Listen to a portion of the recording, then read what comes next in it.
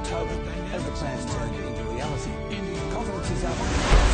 Welcome to EION Membawa Weekly Anda Gold ke Review. tinjauan mingguan emas Babaukan. Hey guys, I'm Jane from EION Management, and my role is to share with you your weekly dose of EION Weekly Gold Review.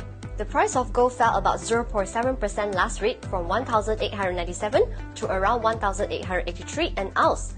Gold once rose to near the 1,910 mark after the Federal Reserve raised interest rate. There was a lot of new data last week, such as PMI, jobs opening, balance of trade, etc. But investors mainly focus on two things. The first is the Fed interest rate decisions, and the second is the non-farm payroll data. The US Federal Reserve raised interest rate by 0.5% as expected last Wednesday. This signaling the world's largest economy has increased the pace of monetary policy tightening. In addition to the uncertainty caused by the Russia invasion of Ukraine, the focus of policymakers also includes the further impacts of China's epidemic prevention and control on the supply chain.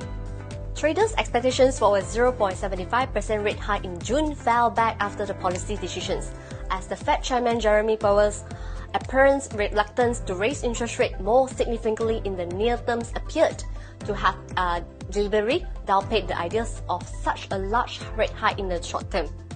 The Fed raised interest rate by the most since year 2000, and it signaled it would maintain the pace at its next meeting. In an effort to stop the rise of inflation, the Federal Reserve has unleashed its biggest tightening in decades. The Fed will begin June to allow its holding of treasuries and mortgage-backed security (MBS) not to be reinvested after the majority, initially by 47.5 billion a month, and will increase to 95 billion in 3 months. On Friday, US non-farm payroll increased by 428,000 in April, beating market expectations of 380,000, and is the smallest increase since September 2021. The US dollar continued to strengthen as the US Federal Reserve raised interest rate, and the Bank of England warned that Britain was at the risk of the double whammy of recessions and inflation above 10%. As for the situation in Russia and Ukraine, Ukraine has received more financial support from Western countries, and the United States has provided more heavy weapons.